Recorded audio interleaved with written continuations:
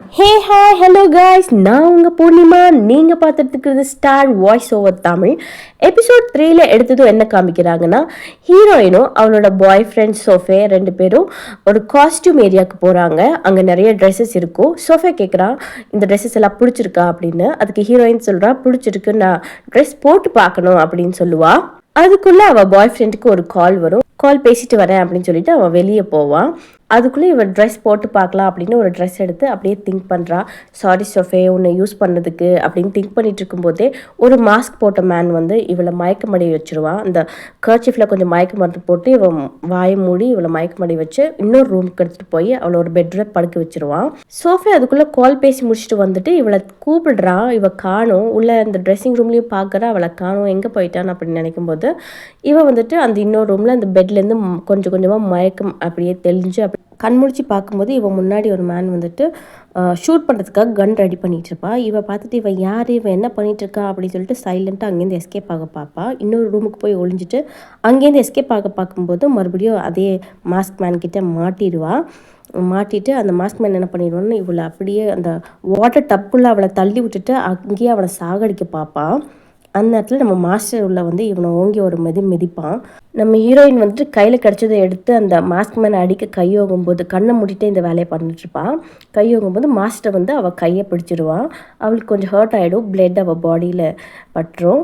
அப்போ படும்போது மாஸ்டர் சொல்லுவான், நான் தான் அப்படிங்கும்போது இவள் கண் திறந்து பார்ப்பா. அப்போ நீங்களா அப்படின்னு கேட்கும்போது அவன் போயிட்டான், இனி அவனால் உனக்கு எந்த ஆபத்தும் இல்லை அப்படின்னு சொல்லுவான். மாஸ்டர் வந்துட்டு அந்த டப்பில் உட்காந்து இவளுக்கு கொஞ்சம் அட்வைஸ் பண்ணுவாங்க. நீ லவ் பண்ணுற உன்னோட பாய் ஃப்ரெண்டை நீ கல்யாணம் பண்ணிக்கிட்டு அவனால் உன்னை டேக் கேர் பண்ண முடியாது, உன்னை ப்ரொடெக்ட் பண்ண முடியாது. ஸோ நீ அவனை கல்யாணம் பண்ணிக்காத. யார் நீ லவ் பண்ணலையோ அவனை கல்யாணம் பண்ணிக்கோ, நீ நல்லா இருப்ப, பின்னாடி நீ ரிக்ரெட் பண்ணாமல் இருப்ப அப்படின்னு சொல்லுவான். அவர் சொல்லிகிட்டே இருக்கும்போது இவளுக்கு 3 வருஷத்துக்கு முன்னாடி நடந்தது அப்படின்னு ஞாபகம் வரும். ஏன்னா 3 வருஷத்துக்கு முன்னாடி நம்ம ஹீரோயின் வந்துட்டு மாஸ்டருக்கு ப்ரொப்போஸ் பண்ணியிருப்பாள். ப்ரொப்போஸ் பண்ணும்போது அப்போ மாஸ்டர் சொல்லுவான், நீ ரொம்ப சின்ன பொண்ணு, நீ வெளி உலகத்தை பார்க்கணும், வெளி உலகம் என்ன ஏதுன்னு நீ பார்க்கணும், அப்போ தான் உனக்கு உலகம் புரியும் அப்படின்னு சொல்லிட்டு இவளை ஃபாரினுக்கு அனுப்பிடுவான்.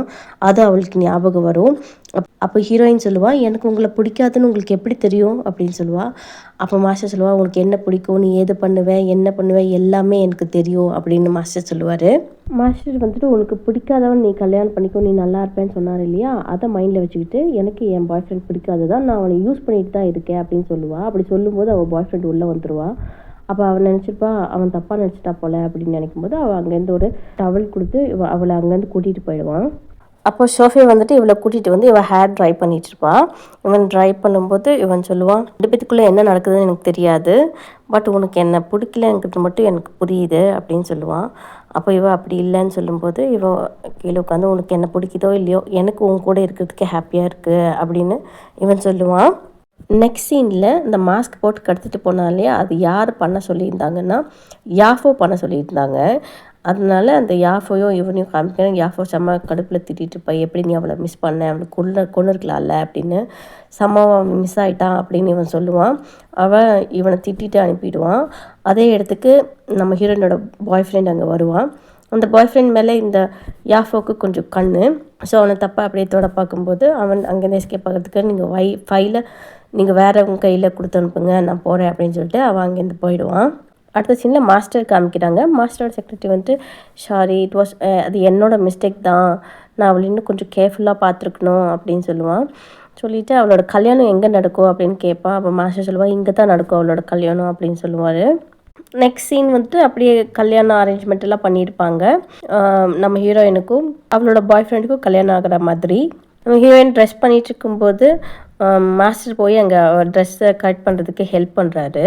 அப்போ ஹீரோயின் வந்துட்டு மாஸ்டரை பார்த்துட்டு, நீங்கள் இங்கே என்ன பண்ணுறீங்க அப்படின்னு கேட்பான். அப்போ மாஸ்டர், ஒன் லாஸ்ட் டைம் நீ யோசிச்சு பார்த்தியா அப்படின்னு கேட்பான். உங்களுக்கு என்ன ஏன் மேலே இவ்வளோ அக்கறை அப்படின்னு கேட்பான். அந்த இடத்துக்கு யோஃபோ வரா. இவளை இங்கேருந்து கூட்டிகிட்டு போங்க அப்படின்னு சொல்லுவாள். கம்பெனி அக்கௌண்ட்லேருந்து 5 மில்லியன் காணும், அது எப்படி உன் அக்கௌண்ட்டில் வந்துச்சு அப்படின்னு கேட்பா. மாஸ்டர்கிட்ட சொல்லுவாள், இதை எப்படி நீ எக்ஸ்பிளைன் பண்ண போகிற அப்படின்னு. அப்போ ஹீரோயின் சொல்லுவாள், நீங்கள் தானே சில பொருட்கள் பர்ச்சேஸ் பண்ணுறதுக்கு அப்ளை பண்ண சொன்னீங்க. அப்போ அவள் சொல்லுவாள், நான் அப்ளை பண்ணணுமா, பர்ச்சேஸ் பண்ணுறதுக்கு நான் அப்ளை பண்ணணுமா அப்படின்னு கேட்பா. மோரோவர் இந்த கம்பெனி பர்ச்சேஸ் பண்ணுறதுக்கு எந்த பிளானுமே இல்லையே அப்படின்னு கேட்பா. நான் சொல்கிறது கரெக்ட் தானே மாஸ்டர் அப்படின்னு கேட்பா. அதற்கு அவனும் ஆமான்னு ஆன்சர் பண்ணுவான். அப்போ இவளை இங்கேருந்து கூட்டிகிட்டு போங்க அப்படின்னு இவ சொல்லுவா. அதுக்கு வெயிட் அ மினிட் அப்படின்னு மாஸ்டர் சொல்லுவார். நீங்கள் சொல்கிறது கரெக்ட் தான், கம்பெனிக்கு எந்த பர்ச்சேஸ் பிளானும் இல்லை, அது ரைட் தான். ஆனால் இந்த 5 மில்லியன் மணி வந்து இந்த கம்பெனியை எந்த பாதிப்புக்கும் உள்ளாகாதுன்னு சொல்லுவான். அதுக்கு யோஃபே கேட்குறா, என்ன சொல்ல வர அப்படின்னு கேட்குறா. இந்த 5 மில்லியன் இந்த 5.2 மில்லியன் வந்துட்டு என்னோட பிரைடுக்கு நான் கொடுக்குற கிஃப்ட் அப்படின்னு சொல்லுவான். சொல்லிட்டு அவள் ஃபிங்கரில் ஒரு ரிங் மாட்டுவான். மாஸ்டர் யோஃபையை பார்த்து இன்னைக்கு என்னோட வெட்டிங் டே அப்படின்னு சொன்னோன்னே இவள் கடுப்பில் அங்கேருந்து போயிடுவா. அப்போ நம்ம ஹீரோயின் மாஸ்டரை பார்த்து பழசெல்லாம் அப்படியே திங்க் பண்ணுவான். இதோட எபிசோட் 3 முடிஞ்சது. எபிசோட் 4 பார்க்கணுன்னா நம்மளோட சேனல் சப்ஸ்கிரைப் பண்ணிக்கோங்க. Stay tuned.